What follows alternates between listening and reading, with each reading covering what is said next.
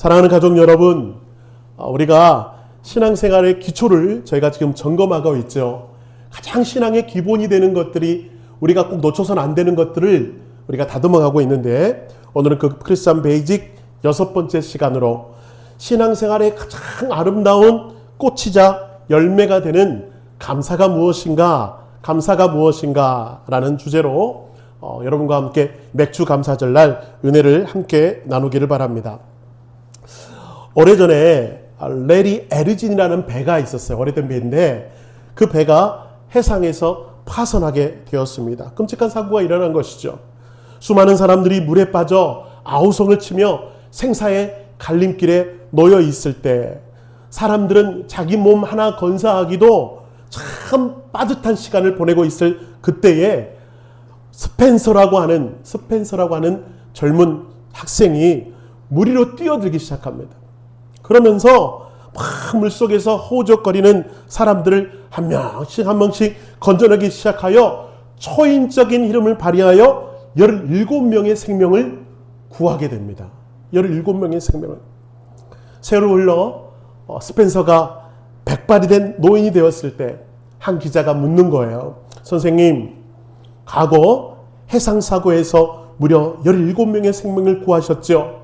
그 영웅적인 일 이후에 혹시 목숨을 건진 사람 중에 선생님을 찾아와서 고맙습니다, 감사합니다, 그렇게 인사한 사람이 몇 명이나 됩니까? 그렇게 질문을 했어요. 그러자 이 스펜서가 쓸쓸하고 침통한 표정으로 이렇게 말을 합니다. 단 한 사람도 없었습니다. 제게 찾아와 고맙다고 말한 사람은 단 한 사람도 없었습니다. 여러분, 이 이야기를 들으면서 무슨 생각이 떠오르십니까? 아니, 어떻게 생명을 구해준 은인에게 단 한 사람도 찾아와서 고맙다고 인사를 하는 사람이 없었을까? 어떻게 그럴 수가 있었을까? 그런데 여러분, 우리는 이 이야기 속에서 성경의 한 장면을 떠올리게 됩니다. 누가복음 17장에 보면 10명의 나병 환자들이 나오죠. 예수님께서 길을 가실 때 끔찍한 나병에 걸린 10명의 환자가 소리 높여 불쌍히 여겨주십시오, 저희를 불쌍히 여겨주십시오, 예수님을 향해 외치게 됩니다. 예수님은 그 외침을 그냥 모른 채 하지 않으시고 궁일한 마음이 드셔서 제사장들에게 가서 몸을 보이라 그렇게 말씀하시며 몸을 깨끗하게 고쳐주셨습니다. 여러분, 지금 이 뭉두병 환자들은요, 평생의 저주에서 노임을 받게 되었고 새 생명을 얻게 되었습니다. 너무 놀라운 은혜를 경험했습니다. 그런데 여러분, 예수님께 돌아와 감사합니다, 고맙습니다 말하는 사람은 단 한 사람뿐이었습니다. 그때 예수님께서 안타까운 심정으로 뭐라고 말씀하시죠? 10사람이 다 깨끗함을 받지 아니하였느냐? 그 9은 어디 있느냐? 물으시는 이 물음이 오늘 이 감사절을 맞이한 저희들에게도 묻고 계시는 물음은 아닌지요? 오늘 주님 우리에게 물으십니다. 너희도 구원함을 받지 않았냐? 진심으로 감사하고 있느냐? 묻고 계시는 주님 앞에 우리 맥주 감사절 예배를 드립니다. 여러분, 우리도 마치 문둥병 환자처럼 십자가의 보혈로 영원한 지옥 형벌에 떨어질 수밖에 없는, 죽을 수밖에 없는 저희들이 예수님의 십자가의 보혈로 죽음에서 생명으로 옮겨진 엄청난 은혜를 받은 거예요. 그 은혜를 받았기 때문에 우리는 이 성만찬을 통해서 예수님의 피가, 또 예수님의 살이 우리에게 구원을 주시고 은혜를 주신 능력의 몸이십니다라고 고백한 우리 성만찬을 함께 참여하는 것 아니겠습니까? 그 은혜를 누렸다고요. 그 은혜를 누렸다고요. 그런데도 그 은혜를 너무 당연하게 받고 있는 것은 아닌지, 그런데도 그 은혜를 너무 소홀히 여기는 것은 아닌지, 저는 이 맥주 감사절날 우리가 잃어버린 감사, 놓쳐버린 감사를 다시 한번 회복하면서 감사가 무엇인가, 그 원초적인 질문에 답을 한번 여러분과 함께 찾고 싶은 거예요. 자, 감사는 뭡니까? 감사는 다른 거 필요 없습니다. 딱 이거 하나 붙잡읍시다. 감사는 믿음입니다. 같이 따라합시다. 감사는 믿음입니다. 요거 잊지 마시기 바랍니다. 믿음 있는 사람이 감사하고요. 감사하는 사람 가만히 지켜보면 믿음이 있더라고요. 믿음이 있더라고요. 오늘 7절 말씀을 함께 보십시다. 그 안에 뿌리를 박으며 세움을 받아 교훈을 받은 대로 믿음에 굳게 서서 감사함을 넘치게 하라 라고 했고요. 이 말이 좀 어려우니까 우리 공동번역으로 다시 한번 읽어보면 이렇게 표현하고 있습니다. 믿음을 더욱 견고히 하여 넘치는 감사를 하나님께 드리십시오. 믿음을 더욱 견고히 하여 그럴 때 어떤 은혜가 있다고요? 감사할 수 있는 은혜가 임하게 된다라고 하는 것. 이것이 바로 너무 중요한 영적 원리라고 하는 것입니다. 여러분, 바로 믿음과 감사는 정비례한다라는 사실이에요. 믿음과 감사는 정비례한다. 마치 나무가 땅속에 뿌리를 깊이 내릴 때에 풍성한 열매를 맺으며 살아갈 수 있듯이 여러분, 하나님을 향한 우리의 믿음이 깊으면 깊을수록 우리 입술에는 뭐가 넘쳐난다? 감사가 넘쳐난다. 믿음과 감사는 정비례합니다. 그래서 우리 삶의 열매를 보면 알 수 있어요. 우리 열매를 보면 내가 감사하는 인생을 살고 있는가? 아니면 불평, 불만, 원망의 삶을 살고 있는가? 제가 구약의 욥을 깊이 묵상하고 존경하는 것은 이런 이유가 있습니다. 여러분, 욥을 상상해 보세요. 하루아침에 전 재산을 잃었습니다. 10명의 사랑하는 내 새끼, 내 핏줄과 같은 내 새끼가 하루아침에 10명에 다른 자녀들이 다 죽음을 맞이했습니다. 그리고요, 자신의 건강마저 잃어서 온몸에 심한 악청이 나서 기아짝으로 몸을 긁지 않으면 견딜 수 없는 심정으로 괴로워하고 있는 욥을 한번 떠올려 보세요. 그렇게 괴로워하고 있을 때 자기 옆에서 늘 지지가 되고 힘이 되었던 아내가 뭐라고 말합니까? 하나님을 욕하고 죽으라. 그렇게 초조하면서 욥을 떠나갔을 때 여러분, 욥에게 남은 것은 아무것도 없었습니다. 그런데 여러분, 욥의 입술에는 무엇이 머물러 있지요? 주시니도 여호와시요 거두시니도 여호와시니 여호와의 이름이 찬송을 받으실지라. 아니, 어떻게 이렇게 고백할 수 있을까요? 어떻게 이렇게 고백할 수 있을까? 하나님의 주권을, 하나님의 역사하심을 그 어려운 상황 가운데서도 뭘 하고 있더라? 경배하며 감사하고 있더라. 이 말씀을 묵상할 때마다 저는 만약에 욥에게 당한 이 여러 가지 일 중에 하나라도 나에게 당한다면 나는 어떻게 할까? 내가 목사가 되는 입장에서 막 그렇게 묵상해 보는 거예요. 야, 너 목사라며. 너 욥이 당한 것 중에 하나라도 당함도 나 굳건하게 믿을 수 있어? 그렇게 하나님이 저에게 질문하는 것 같아요. 근데 여러분, 제 답은 뭘까요? 저는 무너질 것 같아요. 원망할 것 같아요. 하나님, 제가 하나님 바라보며 이 십자가의 길을 걷겠다고 왔는데 어쩜 이렇게 이런 일들을 자꾸 저에게 주십니까? 저 하나님 원망할 수밖에 없습니다. 저는 무너질 수밖에 없을 것 같아요. 여러분은 어떠십니까? 여러분이 욥에게 당한 여러 가지 일들이 여러분에게 닥쳐온더라도 하나님을 찬양하고 하나님을 경배할 수 있을까요? 저는 그래서 여성교회 특별 찬양이 무섭게 다가오는 거예요. 무가 나무 잎이 마르고 포도 열매가 없어도 감람나무가 그치고 소출이 없어도 제가 감사하겠습니다. 정말 그런가요? 아멘이십니까? 아유, 두 분만 아멘하고 세 분 나머지는 다 눈만 껌뻑거리고 계십니다. 그렇습니다. 우리가 그럴 수 있는 연약함이 있어요. 그래서 가만히 보면 여러분, 그런 절망적인 상황 가운데도 찬양할 수 있다는 것은 믿음이밖에 없다가 믿음밖에 없다. 그러므로 우리가 붙잡아야 될 건 뭐죠? 감사도 붙잡아야 되지만 우리의 연약한 믿음 주여 불쌍히 여겨주시옵소서. 불쌍히 여겨주시옵소서. 우리 흔들리는 믿음 이거 좀 불쌍히 여겨주셔서 그 상황 가운데서도 감사할 수 있도록 인도하여 주옵소서. 그렇게 고백하는 계절이 돼야 될 줄로 믿습니다. 독일의 신학자 중에 오토 프레드릭 나우라는 신학자가 있어요. 그가 이런 말을 했습니다. 한 사람의 내면의 영적 상태와 도덕적인 건강 상태를 가장 잘 진단할 수 있는 척도는 그 사람이 얼마나 감사할 줄 아는 능력을 가졌느냐이다 라고 하는 거예요. 이게 믿음이라고 하는 것이죠. 감사하는가. 우리의 영혼이 건강한지 병들었는지 그 입술의 언어를 보면 알 수 있다. 여러분, 요즘 최근에 여러분 입술은 어떤 입술이십니까? 감사의 입술입니까? 아니면 원망의 입술입니까? 우리 옆 사람 입술 한번 곰곰이 봐보세요. 감사가 많은 입술입니까? 원망이 많은 입술입니까?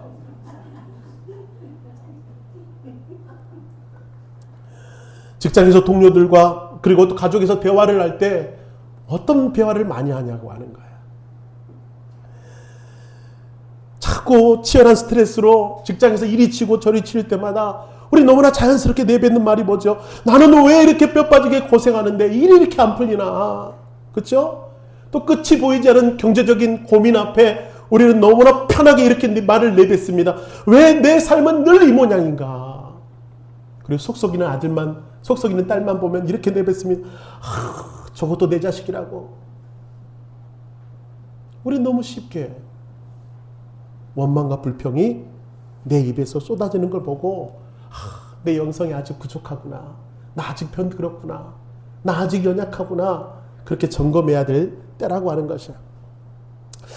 코로나와 경제 위기를 거치면서 정말 정성껏 일궈오던 가게가 형편의 어려움으로 인하여 결국 문을 닫았던 한 성도님의 이야기입니다. 모든 것이 무너진 것 같은 그 캄캄한 상황 속에서 그 사람은 결코 하나님을 원망하거나 깊은 우울감에 빠지지 않았어요. 사람들이 혀를 찾죠. 아유, 젊은 사람이 저렇게 망해서 어떡하나. 다 그 사람을 보고 불쌍해할 때 그 사람은 가게 문을 닫는 마지막 날 셔터문에 이런 글을 올리면서 주님 앞에 나아갑니다. 한번 보세요. 지난 5년 동안 이곳에서 좋은 이웃을 만나게 하시고 일할 수 있는 건강을 주셨던 하나님께 감사합니다. 비록 오늘 이 문은 닫지만 저를 향한 하나님의 은혜의 문은 결코 닫히지 않음을 믿습니다. 새로운 길을 여실 주님을 기대합니다. 라는 문구를 써놓으셨대요. 어떻게 이럴 수가 있죠? 가게가 망해서 문을 닫는데 아니 어쩜 이렇게 감사할 수 있죠? 여러분, 이게 믿음 아닌가요? 이게 하나님의 자녀의 모습 아닐까요? 오늘 그 주님께서 오늘 우리들에게 질문하고 계시는 거예요. 너 정말 너의 삶의 공급자가 하나님이심을 믿느냐? 그 주님이 오늘 또 너희들을 어떤 상황 속에서도 지금은 비록 힘이 들지만, 지금은 비록 무너졌지만 다시 일으켜 세우실 것을 믿느냐? 그렇다면 너희 입술에 감사를 머물게 하라고 말하는 거야. 여러분, 이 주님의 당부에 여러분 뭐라고 대답하시겠습니까? 아멘이십니까?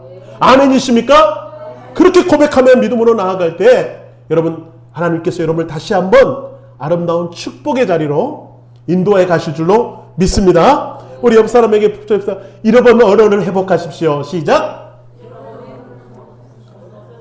잃어버린 언어를 회복해달라. 무슨 언어예요? 감사의 언어. 그냥 하여튼 한국말도 못 알아듣고 이제는 주여 주님이 오실 날이 가까우고 있습니다. 언어를 그래. 제가 말이 어렵나요? 입술이 두꺼워서 그래. 발음이 잘 꼬여. 입술이 꼬여. 이해하고 들으시기 바랍니다. 하여튼 그래야 직성이 풀리죠, 여러분은. 자, 두 번째로요. 우리가 두 번째로 감사가 믿음이라는 거 절대 잊지 마시고, 그렇다면 감사가 믿음인데 우리의 믿음을, 우리의 감사를 흔들어 놓는 장애물들이 있더라. 이 장애물들을 걷어내는 게 중요해요. 뭐라고요? 장애물을 뛰어넘고 장애물을 걷어내는 것이 감사의 삶을 살 수 있는 비결이다라고 하는 것. 여러분에게 다가오는 장애물은 무엇입니까? 감사의 장애물. 저는 여러 가지가 있겠지만 가장 치명적인 장애물은 비교의식. 자꾸 남과 나를 비교하는 시대에 우리는 살아가고 있어요. 미국의 유명한 목사님 중에 스티븐 퍼틱이라는 목사님 계세요. 스티븐 퍼틱이라는 목사님. 아주 젊은 목사님이고요. 큰 교회를 목회하면서 지금 미국에 큰 영향력을 끼치는 목사님입니다. 그 목사님이 이런 말을 했어요. 현대인들이 갈수록 우울해지고 입술에 감사가 잃어가는 이유는 무엇인가? 이렇게 말합니다. 우리는 타인의 화려하게 편집된 하이라이트 장면과 나의 지루하고 고통스러운 비하인드 일상을 끊임없이 비교하기 때문에 우리는 뭘 잃어버린다? 감사를 잃어버린다.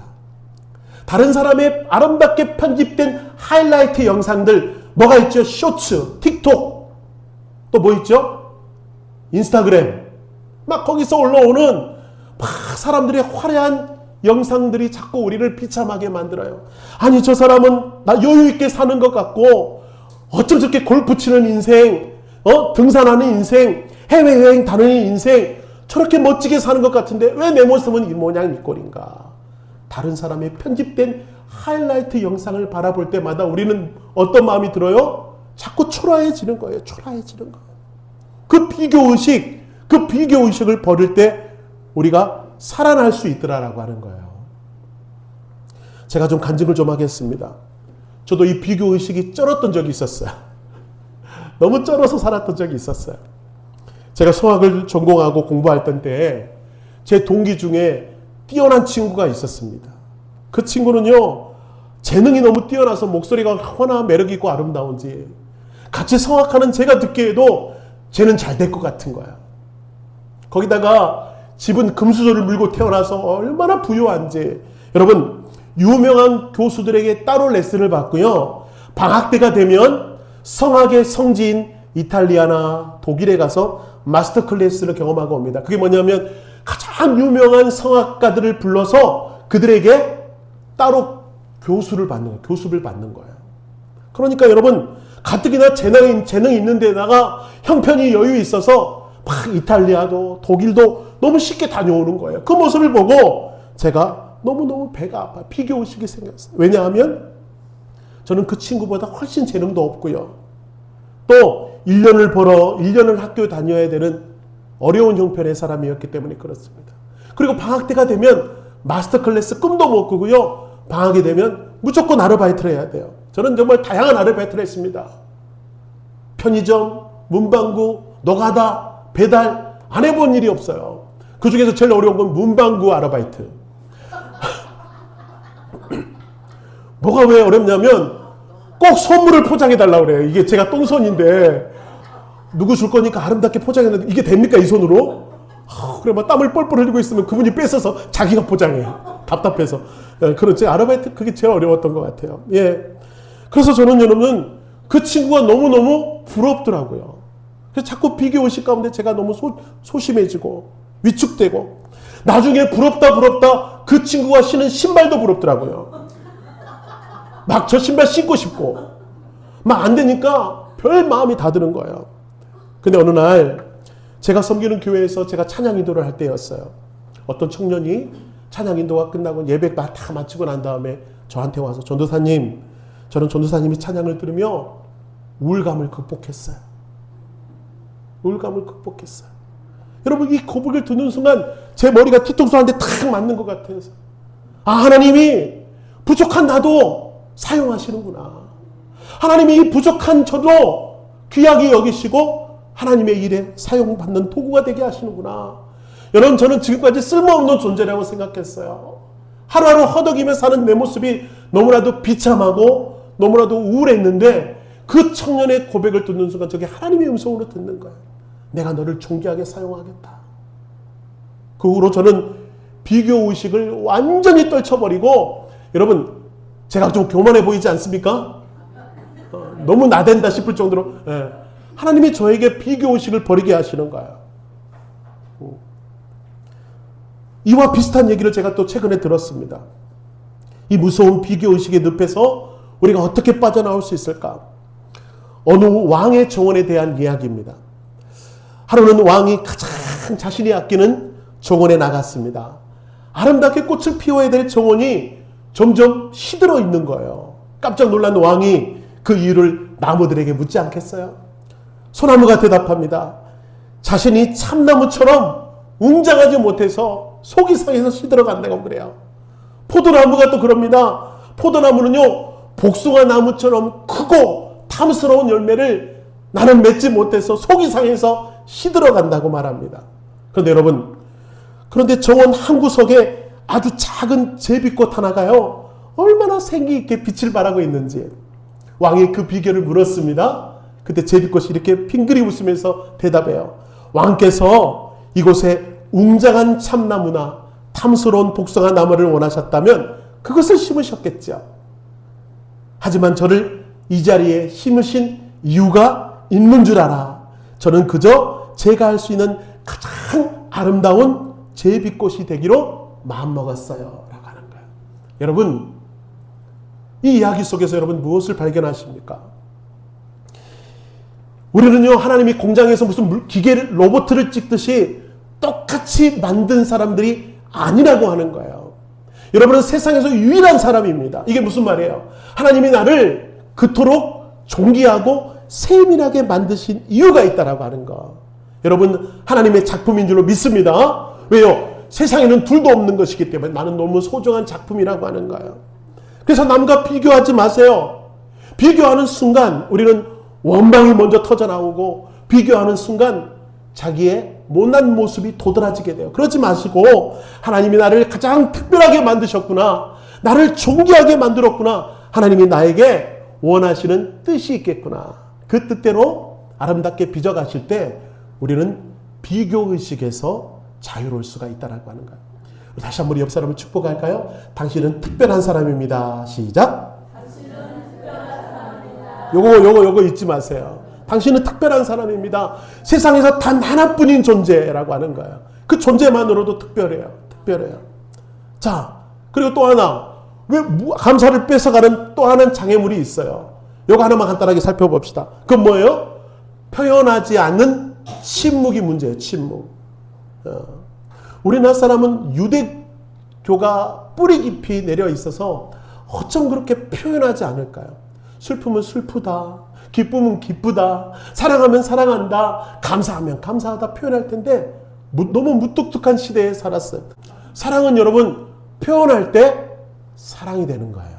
마찬가지로 감사도 여러분 표현할 때 감사는 깊어지는 것입니다. 누군가로부터 은혜를 입었다면 당연히 감사를 표현해야죠. 여러분, 그것이 맞는 거 아닙니까? 그것이 맞다고 한다면 여러분, 2026년 상반기를 우리는 맥주 감사절로 드립니다. 다른 말로 하면 감사를 고백하는 절기로 드립니다. 그러면서 하나님의 은혜, 하나님의 사랑을 기억할 입술로 고백하고, 행동으로 고백하고, 찬양으로 고백하며 이 시간 예배를 드리는 거예요. 무엇을 왜 감사할까요? 여러분의 상반기는 어떻게 보내오셨습니까? 한번 떠올려 볼까요? 필름처럼 지나가는 거 있으십니까? 이것도 감사하고 저것도 감사하고, 아마 감사할 것들이 다 있을 거예요. 그런데 여러분, 오늘 본문에 보니까 목사님, 저는 감사할 것이 없는 것 같아요, 그렇게 말하는 성도가 있다 할지라도 이 절대적인 이유 하나만으로도 우리는 감사할 수 있다. 그게 뭔가 볼까요? 이 절대적인 이유 같이 읽겠습니다. 시작. 너희가 세례로 그리스도와 함께 장사되고 또 죽은 자들 가운데서 그를 일으키신 하나님의 역사를 믿음으로 말미암아 그 안에서 함께 일으키심을 받았느니라. 할렐루야. 뭐라고 말하는 거예요? 우리가 구원에 임했다라고 하는 거예요. 예수님과 함께 십자가에 못 박힘으로 우리의 옛 과거의 모습은 죽고 주님이 부활하여 사심으로 말미암아 우리도 다시 살게 되었다. 할렐루야. 이 이유 하나만으로도 우리는 감사할 수 있다. 그게 바로 오늘 여러분의 입술로 찬양했던 하박국의 고백이에요. 무화과 나무 잎이 마르고 포도 열매가 그치고 감람나무의 열매 그친다 할지라도 저는 나를 구원해 주시는 예수 그리스도로 인하여 감사합니다라고 하는 고백. 그게 바로 여러분의 찬양이었어요. 저는 너무 은혜가 되는 거예요. 근데 여러분, 감사도 수준이 있더라고요. 수준. 무슨 수준이 있어요? 내 뜻대로 될 때만 하는 조건부 감사는 기초적인 수준이 있습니다. 승진해야 감사하고, 성공해야 감사하고, 자식이 잘 돼야 감사하는 것, 그것은 어린아이와 같은 감사. 두 번째 감사는 뭐죠? 억지로 하는 감사, 의무감의 감사. 내가 집사니까, 내가 건사니까, 내가 직분자니까, 누가 날 쳐다보니까 억지로 하는 감사는, 그것도 안 하는 것보다는 낫지만 그것도 기초적인 감사. 성숙한 감사는 뭐예요? 그럼에도 불구하고 감사. 이게 바로 하박국의 고백의 감사. 여러분은 어떤 감사에 머물러 계십니까? 11살의 뇌성마비로 전신에 마비가 걸린 일본의 기독교 시인이 있었습니다. 미즈노 겐조라는 성도님. 그런 말도 할 수 없었고요. 손발도 움직일 수 없는 장애인이었습니다. 철저한 침묵 속에 살아갈 수밖에 없는 지체 장애였습니다.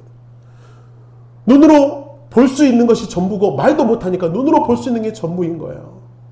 그런데 여러분, 눈으로 볼 수 있는 그에게 그의 어머니가 늘 옆에서 한자 성경을 읽어 주었습니다.